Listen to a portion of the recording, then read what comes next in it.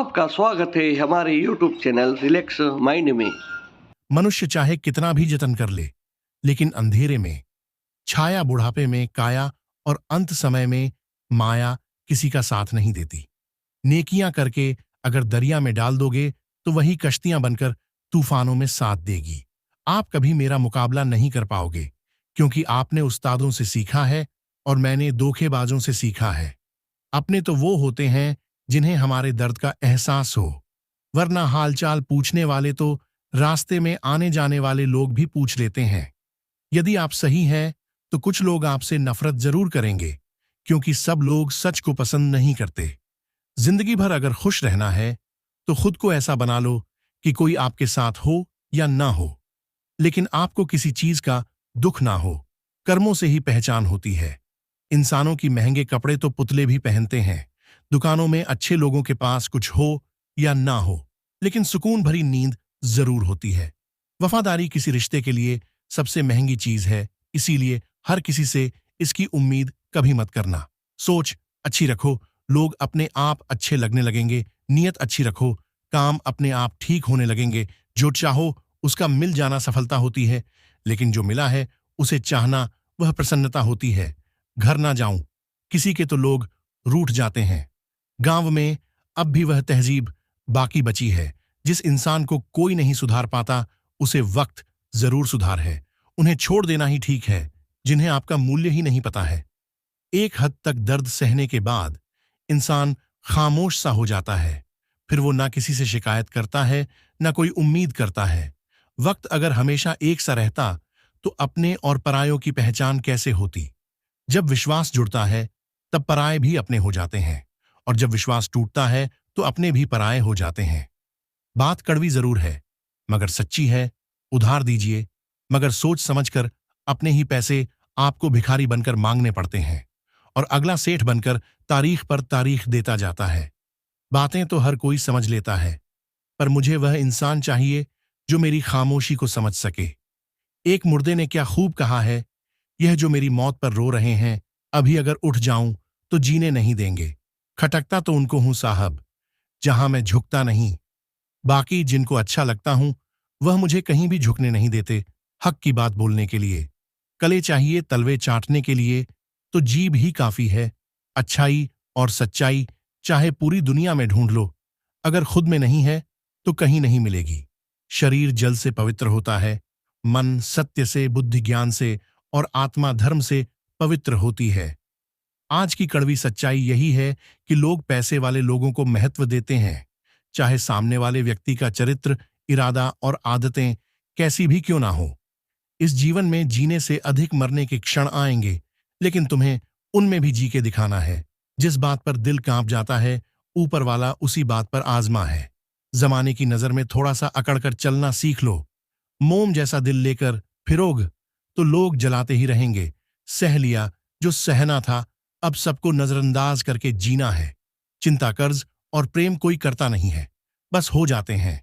समय के साथ भाव जरूर भर जाते हैं, लेकिन हादसों का शोर उम्र भर पीछा करता है। मैंने जिंदगी से एक सबक सीखा है कि अपनी सफाई वहां देना चाहिए जहां उसे समझने वाला एक खुला दिमाग हो। अगर किसी ने आपको गलत मान लिया है तो उसको सफाई देने का मतलब खुद की नजरों में ही खुद को गिराना होता है। रब से कभी उम्मीद मत छोड़ना, और दुनिया से कभी उम्मीद मत रखना। मैं उस रास्ते पर भी अकेला चला हूं जहां मुझे किसी की सबसे ज्यादा जरूरत थी। बेइज्जती का जवाब इतनी इज्जत के साथ दीजिए कि सामने वाला खुद ही शर्मिंदा हो जाए। कौन कहता है कि जैसा संग वैसा रंग। इंसान लोमड़ी के साथ नहीं रहता, फिर भी शातिर है। इंसान शेर के साथ नहीं रहता, फिर भी क्रूर है। और तो और, इंसान की तो वो फितरत है जो कुत्ते के साथ रहता है, फिर भी वफादार नहीं होता। अपने काम को एक रहस्य ही रहने दो। लोगों को अपने काम का नतीजा दिखाओ। लोग कहते हैं कि जिंदगी में आप अकेले कभी खुश नहीं हो सकते, पर मुझे लगता है कि जिंदगी में अकेलापन ही हमें जिंदगी जीने का सही मतलब सिखाता है। जिंदगी जीने के लिए मिली है और हम सोचने में ही गुजार देते हैं। ज्यादा अपनापन दिखाने वाले लोग एक दिन बता देते हैं कि वो पराये हैं। जिंदगी से कभी निराश मत होना। आप नहीं जानते कि आने वाला कल आपके लिए क्या लेकर आने वाला है। जिस रिश्ते में आप अपनी अहमियत खो चुके हो, उसे चुपचाप छोड़ देना चाहिए। बदलता तो इंसान है, वक्त तो सिर्फ बहाना होता है। कांटों पर भी दोष कैसे डाले? पैर तो हमने ही रखा था, वह तो अपनी जगह पर ही थे। न पाने से न खोने से कुछ मतलब है। ये दुनिया है, इससे तो कुछ ना कुछ होने से मतलब है। तेरी राहों में हर बार रुककर हमने अपना ही इंतजार किया है। तेरी और मेरी सोच में सिर्फ इतना सा फर्क था कि मैंने तुझे सबसे अलग समझा और तूने मुझे सबके जैसा समझा। तुम्हारा तो पता नहीं, पर मेरा दिल तरसता है तुमसे बात करने के लिए खुद। श्री कृष्णा जी कहते हैं कि मनुष्य उसी को प्रेम भी कर पाता है जो उसकी अपेक्षा पूर्ण करता है। और परीक्षा की तो नियति है भंग होना कहते हैं क्योंकि अपेक्षा मनुष्य के मस्तिष्क में जान लेते कोई अन्य व्यक्ति उसकी अपेक्षाओं के बारे में जान ही नहीं पाते। पूर्ण करने की प्रामाणिकता इच्छा हो तब भी कोई मनुष्य किसी की अपेक्षाओं को खून नहीं कर पाता है और वहां से जन्म लेता है संघर्ष। सारे संबंध इस संघर्ष में परिवर्तित हो जाते हैं। यहाँ पर मनुष्य अपेक्षा को संबंधों का आधार न बनाएं और स्वीकार करें केवल संबंधों का आधार है तो क्या यह जीवन स्वयं में सुख शांति से नहीं भर जाएगा? तो मैं स्वयं विचार कीजिएगा। और उस समय क्या आराम ही मनुष्य को एक प्रश्न तथा पीड़ा देता है कि वह अपने संबंधों में अधिकतम सुख और कम से कम दुख इस प्रकार प्राप्त कर सकता है कि क्या आपके सारे संबंध होने आपको संपूर्ण संतोष दिया है अपने पिता की कि हमारा जीवन संबंधों पर आधारित, हमारी सुरक्षा संबंधों पर आधारित, किसी कारण हमारे जीवन के सारे सुखों का आधार भी संबंधित, किंतु फिर भी हमें संबंधों में ही अधिकतर युवतियों प्राप्त होते। सदा ही संघर्ष भी संबंधों से ही उत्पन्न क्यों हो जाते हैं? थे तभी विचार किया कि जब कोई व्यक्ति किसी अन्य व्यक्ति के विचार अथवा कार्य को स्वीकार नहीं करता, उसमें परिवर्तन करने का प्रयत्न करता है तो संघर्ष चंडिका अर्थात जितना अधिक और स्वीकार उतना ही अधिकतर घर आके पास, जितना अधिक प्रकार उतना ही अधिक चुस्त को। क्या यह वास्तविकता नहीं कि यदि मनुष्य स्वयं अपनी अपेक्षाओं पर अंकुश अब अपने विचारों को पर किसी अन्य व्यक्ति में परिवर्तन करने का प्रयत्न मिलाकर स्वयं अपने भीतर परिवर्तन करने का प्रयास करें तो क्या संबंधों में संतोष प्राप्त करना कितना कठिन, अर्थात यह स्वीकार ही संबंध का वास्तविक अर्थ नहीं है। मैं स्वयं विचार कीजिए कि जब किसी व्यक्ति को किसी घटना में अन्याय का अनुभव होता है तो वह घटना उसके अंतर को झकझोर देती, समस्त जगत उसे अपना शत्रु प्रतीत होता है। अन्याय लगने वाली घटना जितनी बड़ी होती है, मनुष्य का हृदय भी उतना ही अधिक विरोध करता है कि उस घटना के उत्तर में कि वह न्याय मांगता है। यहाँ पर योग्य भी वास्तव में समाज में किसी भी प्रकार का न्याय व्यक्ति की आस्था और विश्वास का नाश है। किंतु यह न्याय क्या है? न्याय का अर्थ क्या है कि अन्याय करने वाले को अपने कार्य पर पश्चाताप और न्याय भुगतने वाले के मन में आको फिर से विश्वास जगह समाज के प्रति इतना ही अर्थ है न्याय का। किंतु जिसके हृदय में धर्म नहीं होता न्याय को छोड़कर बैरल प्रति सोच को अपनाता है, इंसाफ के बदले प्रति हिंसा की भावना लेकर चलता है, आप स्वयं होंगे हुई पीड़ा से कहीं अधिक पीड़ा देने का प्रयत्न करता है। और इस मार्ग पर चलते अन्याय को भुगतने वाला स्वयं की अन्याय करने लगता है कि शीघ्र ही वह अपराधी बन जाता है। अर्थात न्याय और प्रतिशोध के बीच बहुत कम अंतर होता है और इसी अंतर का नाम है गैर की। क्या यह सत्य नहीं है? मैं स्वयं विचार कीजिए, कल सुबह वह व्यक्ति जब निकट आते हैं तो एक दूसरे के लिए सीमाएं और मर्यादाएं निर्मित करने का प्रयत्न अवश्य करते हैं कि हम यदि तारे संबंधों पर विचार करें तो देखेंगे इन सारी संबंधों का आधार तो यही सीमाएं हैं जो हम दूसरों के लिए निर्मित करते, और यदि अनजाने में भी कोई अन्य व्यक्ति सीमाओं को तोड़ता है तो उसी क्षण की हमारा हृदय क्रोध से भर जाता है। इन सीमाओं का वास्तविक रूप हमने कभी विचार किया? दिमाग के द्वारा हम दूसरे व्यक्ति को निर्णय करने की अनुमति नहीं दे, अपना निर्णय स्पेसिफिक अर्थात किसी की स्वतंत्रता झाल स्वीकार करते हैं कि भगत व तंत्रता का आविष्कार किया जाता है तो उसका हृदय दुख से भर जाता है, और जब वह माँ को तोड़ता तो हमारा हृदय रोग से भर जाता है। मैं जैसा नहीं होता है, कर दो है, पर यदि एक दूसरे की स्वतंत्रता का सम्मान किया जाए तो किसी मर्यादाओं या सीमाओं की आवश्यकता ही नहीं होते, अर्थात जिस प्रकार स्वीकार किसी संबंध का देश है, या वैसे ही स्वतंत्रता किसी संबंधी की आत्मा न। मैं स्वयं विचार की कि पिता सदा ही अपनी संतान के सुख की कामना करते, उनके भविष्य की चिंता करते रहते हैं। यदि किसी कारणवश सदा ही अपने संतानों के भविष्य का मार्ग गैस व्यवस्थित करने का प्रयत्न करते रहते, इस मार्ग पर स्थित आश्रम चला दो है, जितना कि कंकड़ पत्थर को स्वयं देखा है को मार की छाया माँ की धूप श्याम जाना है, उसी मार्ग पर उसका पुत्र भी चले यहीं खड़ी रहती है। हर पिता की के लिए संदेश उत्तम भावना है। गीत और पिंटू में 3 प्रश्नों के ऊपर रिचार्ज करना है कि हम भूल ही जाते हैं।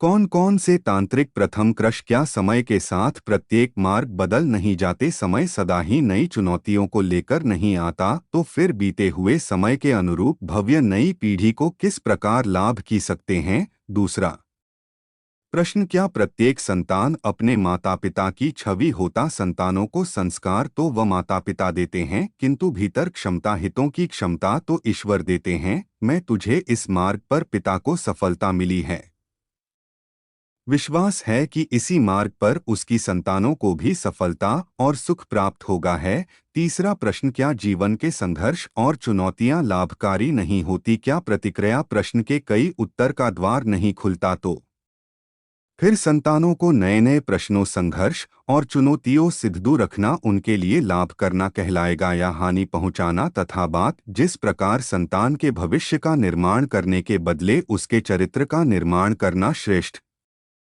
है, वैसे संतानों के जीवन का मार्ग निश्चित करने के बदले में कि उन्हें नहीं संघर्षों के साथ जुड़ने के लिए मनोबल की वह ज्ञान देना अधिक लाभदायक नहीं होगा? मैं स्वयं विचार कीजिए कि पूजा विशेष व्यक्ति जीवन में ऐसा प्रसंग अवश्य आता है कि सत्य कहने का विषय होता है, हृदय ने मुख पे सत्य निकल हित, और कोई भाई मन को घेर लेता है कि किसी घटना अथवा प्रसंग के बारे में बात कर रहा, या फिर तुरंत कोई भूल हो जाए उसके बारे में कुछ बोलना क्या यह सकते हैं कि नहीं, यह तो केवल तथ्य अर्थात जैसा हुआ था वैसा केवल बोल दे रहा, सामान्य सी बात है। किंतु कभी कभी यूं तथ्य को बोलते हुए भी भय लगता है, कदाचित किसी दूसरे की भावनाओं का विचार आता है, मत दूसरे को दुख होगा, यह भय भी शब्दों को रोकता है तो यह सत्य क्या है? क्या हमने कभी विचार किया है कि जब भय रहते हुए भी कोई तथ्य बोलता है, हाउ तो सत्य गहराता वास्तव में तथ्य कुछ और नहीं, केवल निर्भयता का दूसरा नाम है।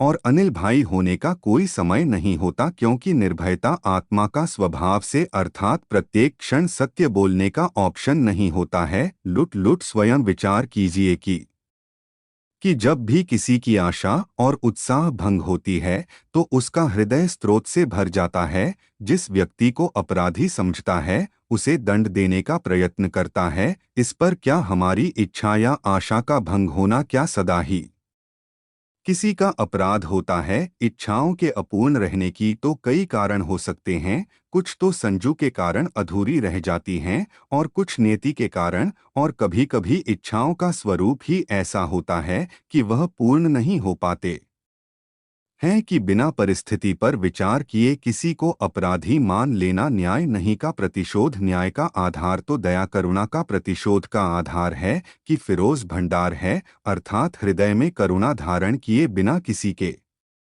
अपराध के विषय में विचार करना, किसी को दंड देना कि आपने आप नहीं, अन्याय नहीं। मैं स्वयं विचार कीजिए, आज दिनांक को एक तस्वीर और पूर्व हाथों के आधार पर हम भविष्य के सुख दुख की कल्पना करते थे। भविष्य के दुख का कारण दूर करने के लिए हम आज योजना बनाते हैं, और पिंटू कल की संकट को आज निर्माण करने से यह अबे लाभ मिलता है या हानि पहुंचती है, यह प्रश्न हम कभी नहीं करती। तथ्य तो यह है कि संकट और उसका निवारण साथ जानते हैं एक व्यक्ति के लिए थीं और सृष्टि के लिए नहीं। आप अपने भूतकाल का स्वर्ण चीजें इतिहास को देखते आप तुरंत यह जान पाएंगे कि जब जब संकट आता है तब तक उसका निवारण करने वाली शक्ति भी जन्म देगी। यह तो जगह का चलन है, उस पर संकट ही शक्ति क्वेश्चन का कारण है कि प्रत्येक व्यक्ति जब संकट से निकलता है तो एक पल आगे बढ़ा होता है, अधिक समझता, आत्मविश्वास से अधिक भरा होता है, न केवल अपने लिए अपितु विश्व के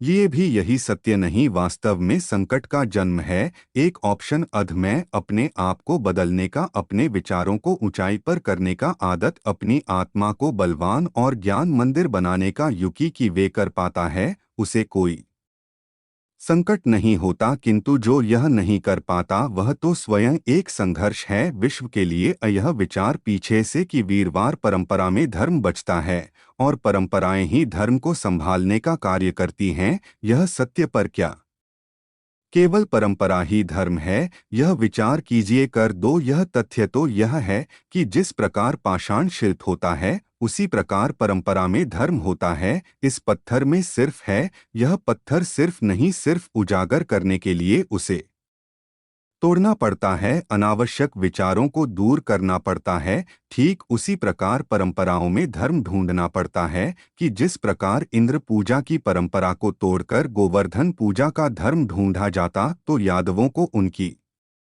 मुक्ति का मार्ग नहीं मिल पाता, अर्थात परंपरा को पूर्णता छोड़ देने वाला के निधन से वंचित रह जाता है कि परंपरा का अनुसरण करने वाला भी धर्म को प्राप्त नहीं कर पाता है। वो कहते हैं, हंस के पास निरक्षीर विवेक होता है, दूध में मिले पानी को छोड़कर केवल दूध ही ग्रहण करता है। तो क्या सच्चा धन प्राप्त करने के लिए हृदय में ज्ञान से जन्मा विवेक आवश्यक है? और ऐसे विवेक के बिना जूते धर्म मान भी लिया जाए कि वास्तव में धर्म ना भी हो, कि ऐसा भी तो हो सकता है। स्वयं विचार कीजिएगा है इस वीडियो में कि अभिषेक के आधार पर सब आज का निर्णय लेना चाहते हैं कि भविष्य में सुख मिले, भविष्य सुरक्षित हो, ऐसे निर्णय आज लेने का प्रयत्न रहता है सबका कि आप अपने जीवन को देखिए, क्या आपके अधिकतर निर्णय के पीछे भविष्य का विचार नहीं होता है? और हो भी क्यों ना, अपने जीवन को सरल और सुखमय बनाने का प्रयत्न करने का अधिकार सबका पर भविष्य तो कोई नहीं जानता, केवल कल्पना ही की जा सकती है। तो जीवन के सारे महत्वपूर्ण निर्णय कल्पनाओं के आधार पर ही करते हैं हम। क्या निर्णय करने का कोई तीसरा मार्ग हो सकता है? का विचार कीजिए। सारे सुखों का आधार धर्म है और धर्म मनुष्य के हृदय में बसता है कि प्रत्येक निर्णय से पूर्व मैं स्वयं अपने हृदय से प्रश्न अवश्य पूछ लेना कि यह निर्णय स्वार्थ से जन्मा है या धर्म से इतना पर्याप्त नहीं है कि भविष्य के बदले धर्म का विचार करने से क्या भविष्य अधिक सुखपूर्ण नहीं होगा? अकि स्वयं विचार कीजिए, एक व्यक्ति को जब उसके अपराध का दंड मिलता है तब कभी कभी उसने आय को देखकर मन कचोटता है और व्यस्त होता है विदेश में कि जब वह अपराध हुआ था तब व्यक्ति अभिनयता था और उसके पश्चात उसने इतने पश्चात देखिए तो यह में इतना परिवर्तन किया और फिर उसे दंड क्यों मिले पर यह घास होता है, वहाँ की प्रत्याघात ही होता। जैसा कर्म वैसा फल, कि यदि किसी को प्रेम दोगे तो सुख प्राप्त होगा, कि यदि किसी की हत्या करोगे तो मृत्यु दंड मिलेगा है। जैसा कार्य वैसा ही न्याय। तो फिर राष्ट्रीय स्वच्छता का कोई मूल्य नहीं है, अवश्य मूल्य राष्ट्रीय पश्चाताप मनुष्य की आत्मा को भगवान करता है, में आने वाले धन को स्वीकार करने के लिए मनुष्य को तैयार करता है। अर्थात बिना प्लास्टिक के दंड स्वीकार करने का कोई मूल्य है कि वह में चाहिए वसुंधरा सुनो की मुझे, कि जब अपने किसी अच्छे कार्य के उत्तर में दुख प्राप्त होता है अथवा किसी को उसके दुष्ट कार्य में सुख मिलता है तो मन अवश्य विचार करता है कि अच्छा कार्य करने का, धर्म के मार्ग पर चलने का तात्पर्य क्या है? पर दुष्ट आत्मा को क्या प्राप्त होता है यह भी देखिए दोस्तों। करने वाला हृदय सदा चंचल रहता, अकुलाता रहता, मन में सदा नए नए संघर्ष उत्पन्न होते, अविश्वास उसे जीवन हर दौड़ाता है कि क्या इस दुख जब ईंधन से चलने वाला अच्छा कार्य करने वाले सच्चरित्र व्यक्ति का हृदय अशांत रहता है, परिस्थितियों के जीवन के सुख में बाधा नहीं बनती, समाज में सम्मान और मन में संतोष देता है सदा, अर्थात अच्छा बर्ताव भविष्य में किसी रुख का मार्ग नहीं। अच्छा बर्ताव आप स्वयं कुएं में है, अथवा बुरा बर्ताव भविष्य में किसी उत्सुकता मार्ग नहीं, अलार्म सी चार्ट सुख उत्पन्न करता है। कि हर मुद्दे सुख नहीं पिघली है, कि सत्ता की लालसा सबके विरुद्ध को घेरे रहती है। प्रत्येक व्यक्ति अपना एक राष्ट्र निर्मित करने का प्रयत्न अवश्य करता है, फिर राष्ट्र पुरुष की भांति बहुत बड़ा हो या फिर अपने परिवार तक सीमित हो, वह सत्ता प्राप्त करने का प्रयास अवश्य करता है। किंतु सत्ता का वास्तविक रूप क्या है, और क्या हमने कभी विचार किया है? एक मनुष्य जितने अधिक लोगों के जीवन को प्रभावित कर सके, जितने अधिक लोगों के जीवन की स्वतंत्रता पर अंकुश लग सके, उतनी ही अधिक क्षमता का अनुभव करता है वह, तथा वास्तविक रूप ही है। अन्य के जीवन पर स्वयं का प्रभाव है, किंतु क्या वास्तविक प्रभाव प्रेम, दया, करुणा और धर्म से निर्मित नहीं होता? जब भी मनुष्य कठोरता और अधर्म से सत्ता प्राप्त करने का प्रयत्न करता है, तब वह दूसरों के हृदय में विरोध अथवा विद्रोह को जन्म देता है, और परिणाम कुछ इस प्रकार, हाँ, कुछ समय के लिए वह स्वयं को प्रभावी और शक्तिशाली अवश्य पाता है, किंतु वास्तविकता नहीं है। यही कारण है कि गुरु और वशिष्ठ जैसे विषयों की या आज भी पूजा की जाती है, कि रावण और हिरण्यकशिपु की नहीं। इस पर तो आप विचार अवश्य करें। सत्य कहा न संगीत लुट। इस संसार में आने वाला प्रत्येक बालक संपूर्ण तरह संस्कार रहित होता है। उसके अंतर पर ना किसी अच्छे संस्कार के चिन्ह अंकित होते हैं, ना ही बुरे संस्कार के, अर्थात जन्म से बालों में ना कोई गुण होता है और ना ही कोई योजना है। तो यह दोष अथवा गुण किस प्रकार प्राप्त होते हैं, और क्या हमने कभी विचार किया है? मैं जो बात माता पिता के मुख से निरंतर सुनी जाती है, वही बात उनकी संतानों के हृदय का संस्कार बनती है। जैसे किसी गांव में नदी तट तक एक पगडंडी बन जाती है, केवल उस मार्ग पर बार बार चलने के कारण, अर्थात माता पिता के हृदय की इच्छाएं उनकी संतानों के हृदय का दोष अथवा गुण बनकर जन्म लेते हैं। कि क्या यह सत्य नहीं है? पर फिर भी जब उनकी संतानों में कोई दोष दिखाई देता है, तो माता पिता आश्चर्य और दुख से भर जाते हैं। कि माता पिता का हृदय भी प्रश्न करता है कि उनकी संतानों में यह कुसंस्कार हाय कहाँ से हो। मैं सत्य तो यही है कि माता पिता अपनी संतानों को अनजाने में ही कुछ संस्कार के बीच देते, जो उनके संतानों की हृदय भूमि पर को संस्कार का वृक्ष बनकर उठता है, अर्थात अपनी संतानों को सुसंस्कारी और धर्ममय बनाने की आशा रखने वाले प्रत्येक माता पिता को प्रथम को अपने हृदय की इच्छाओं पर अंकुश रखना अनिवार्य नहीं है। कर दो कि प्रत्येक माता पिता इस पर विचार अवश्य कीजिए। आपको यह वीडियो अच्छा लगा हो तो चैनल को सब्सक्राइब करें और कमेंट में जय श्री राधे लिखना ना भूलें। धन्यवाद। जय श्री राधे, जय श्री कृष्ण।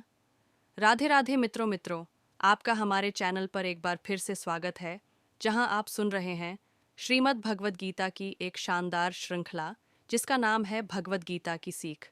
मित्रों, आज के वीडियो में हम जानेंगे कि श्रीमद् भगवद गीता के दूसरे अध्याय से क्या सीखा जा सकता है, और वह भी बहुत ही सरल शब्दों में। मित्रों, श्रीमद् भगवद गीता का दूसरा अध्याय वास्तव में पूरी गीता का सारांश है, जिसमें भगवान श्री कृष्ण अर्जुन को कर्म योग, ज्ञान योग, सांख्य योग, बुद्धि योग और आत्मा का ज्ञान देते हैं। मित्रों, जो भी मनुष्य भगवद गीता के इस महान अध्याय को अच्छे से समझ जाता है, तो समझिए उन्हें गीता का सारांश मालूम हो गया। तो चलिए मित्रों, अब आपका ज़्यादा समय व्यर्थ नहीं करते हुए वीडियो शुरू करते हैं। संगीत। श्रीमद् भगवद गीता अध्याय 2, सांख्य योग। जय श्री कृष्ण। दोस्तों, पहले अध्याय में आपने सुना कि किस प्रकार दुर्योधन की सेना में अपने रिश्तेदारों, गुरुजनों को देखकर अर्जुन के पैर कांपने लगे। युद्ध में अपने कुल के नाश का डर अर्जुन को सताने लगा और शोक से संतप्त हुआ। मन वाला अर्जुन युद्ध भूमि में बाणों सहित धनुष को त्याग कर रथ के पिछले भाग में बैठ गया। अब श्री भगवान उसका उत्तर देंगे, और इस अध्याय का नाम है सांख्य योग। अब यहाँ से शुरुआत होती है उस ज्ञान की जिसके लिए भगवद गीता दुनिया का सबसे महानतम ग्रंथ है और ज्ञान का भंडार माना जाता है।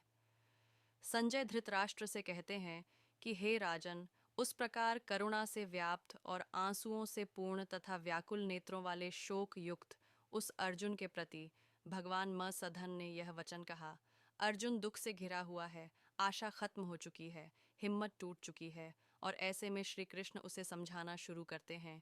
जहाँ युद्ध का वर्णन होना चाहिए था, वहाँ दुख और विषाद का माहौल है। अर्जुन की आंखों में आंसुओं, मन में निराशा है। यह बहुत बड़ी हैरानी की बात थी। धृतराष्ट्र या संजय कोई भी इसकी आशा नहीं कर रहे थे। अर्जुन का दुख देखकर कृष्ण उत्तर देने के लिए तैयार होते हैं। दोस्तों, यही है गीता, अर्जुन या हम सबकी शंका और ईश्वर या कृष्ण का ज्ञान। श्री भगवान बोले, हे अर्जुन, तुझे इस असमय में यह मोह किस हेतु से प्राप्त हुआ? क्योंकि ना तो यह श्रेष्ठ पुरुषों द्वारा आँच है, ना स्वर्ग को देने वाला है, और ना ही कीर्ति को बढ़ाने वाला है। युद्ध के समय ऐसी शंका, यह तो असमय है दोस्तों। इस तरह अपने शत्रु के प्रति मोह दिखाने का काम अर्जुन जैसे योद्धा कैसे कर सकते हैं? अपने कर्म से अगर हम मुंह मोड़कर मोह या किसी और वजह से हताश होकर बैठ जाएं, तो वह ठीक नहीं है। इससे कभी कोई लाभ नहीं होता। कृष्ण समझा रहे हैं, इसीलिए हे अर्जुन, नपुंसकता को मत प्राप्त हो। तुम्हारे लिए यह उचित नहीं है। अगर तुम युद्ध में आया है तो युद्ध कर, ऐसे डर मत। तेरे जैसे धनुर्धर के लिए यह ठीक नहीं है। यह सही नहीं है कि इस तरह से मन की कमजोरी दिखाओ दोस्तों। श्री का यहाँ नपुंसकता का अर्थ शक्तिहीनता, कमजोर हो जाना, युद्ध से मोह मोड़ लेने वाली बात कर रहे हैं। यानी कि जो धर्म कहता है उसके अनुसार कर्म तो जरूर करना चाहिए। स्वयं को कमजोर मानकर बात को छोड़ देना, यह सही नहीं है। बुरे समय में अगर हमें भी आशंका सताए तो यही बात हमें याद रखनी चाहिए कि मन की दुर्बलता छोड़ हमें सिर्फ उस कर्म के बारे में सोचना चाहिए जो हम करने के लिए आए हैं। अर्जुन अपनी शंका के बारे में कहते हैं, हे मधुसूदन, मैं रणभूमि में किस प्रकार बाणों से भीष्म पितामह और द्रोणाचार्य के विरुद्ध युद्ध करूं, जिनसे मैंने सब कुछ सीखा है, जो मेरे लिए सबसे बड़े हैं। उन पर मैं कैसे वाण चला सकता हूं दोस्तों? यहाँ पर अर्जुन का कहना है, उसका संशय है। असल में सुनने में गलत नहीं लगता अर्जुन, जिनकी पूजा करते हुए बड़े हुए हैं, अपने पितामह या गुरु, पर वह वाण कैसे चला सकते हैं? लेकिन युद्ध का तो यही काम है, वाण शत्रु और अपने